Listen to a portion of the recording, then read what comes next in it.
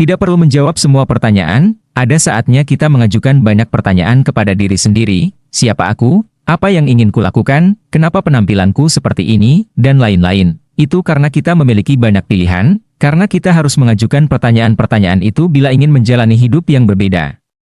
Orang berpikir mereka harus yakin tentang apa yang mereka lakukan, tetapi sebenarnya setiap tindakan itu dimulai dengan pertanyaan, misalnya, kenapa aku melakukan ini? Apakah ini jalan yang benar? Seiring bertambahnya usia, kita akan lebih sering ditanya daripada bertanya, walaupun orang-orang tua sering berkata, kita harus mengalami kebimbangan ribuan kali untuk tumbuh dewasa.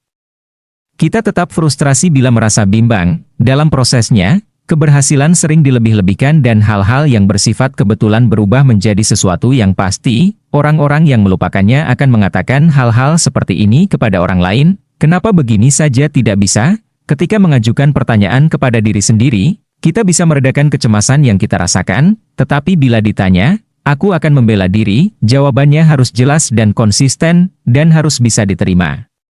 Baik oleh orang-orang lain yang mendengarnya, struktur ini tidak memiliki detail kehidupan, manusia tidak perlu menjawab semua pertanyaan, kau tahu apa yang terjadi jika mencoba menjawab segalanya? Kau akan kehilangan jati dirimu sendiri. Aku merasa sangat tersentuh oleh kutipan dalam buku Masuda Miri yang berjudul Apa yang Sebenarnya Kuinginkan.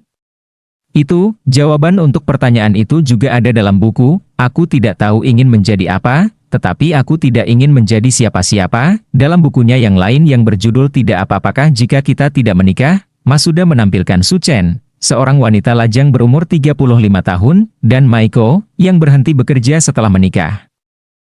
Suchen, yang cukup puas dengan kehidupan lajangnya, kadang-kadang merasa iri pada Maiko dan mencemaskan masa tuanya sendiri kelak. Sementara itu, Maiko yang sudah menikah dan sedang hamil tidak merasa tidak puas dengan perkawinannya, tetapi lah takut menghadapi masa depan yang mungkin akan berubah banyak akibat munculnya seorang anak. Kadang-kadang, ia juga iri pada Suchen yang belum menikah dan hidup santai. Pertentangan seperti inilah yang selalu kita temui dalam hubungan kita sehari-hari.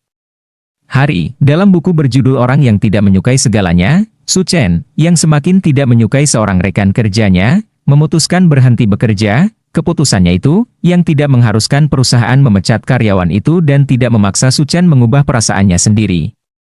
Sangat berbeda dengan berbagai jenis inisiatif yang diusulkan dalam buku-buku motivasi yang ada. Ini tidak berarti Masuda Miri salah, karena ini menyangkut pilihan. Lalu, dalam buku berjudul Kisah Cinta Suchen, ada percakapan antara Suchen dan atasannya yang sepertinya juga merupakan pandangan sang penulis tentang dunia. Aku suka cara kerjamu, Yoshiko.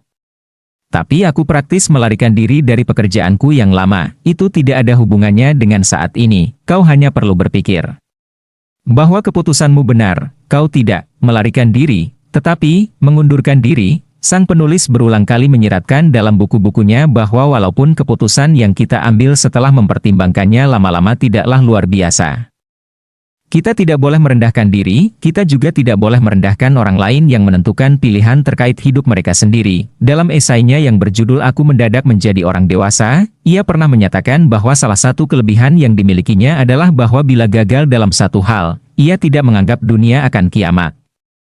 Tidaklah sikap tenang dan positif seperti itu bisa dianggap sebagai jawaban untuk orang-orang yang selama ini sibuk mengajukan pertanyaan kepada diri sendiri dan sibuk menjawab pertanyaan-pertanyaan orang lain. Untuk mencegah diri kita berubah menjadi orang dewasa yang picik, kita tidak boleh bertanya, apa yang kau inginkan? Sebagai gantinya, kita sebaiknya bertanya, apa yang sebenarnya kuinginkan? Dengan begitu mungkin suatu hari nanti kita bisa menemukan sisi diri kita yang lain. Kita tidak akan terlalu penasaran tentang masa depan karena sudah berhenti mempertanyakan diri dan berhenti memusatkan perhatian lebih pada orang lain. Pertanyaan seperti, kau baik-baik saja, sebenarnya lebih pantas diajukan kepada diri sendiri daripada orang lain.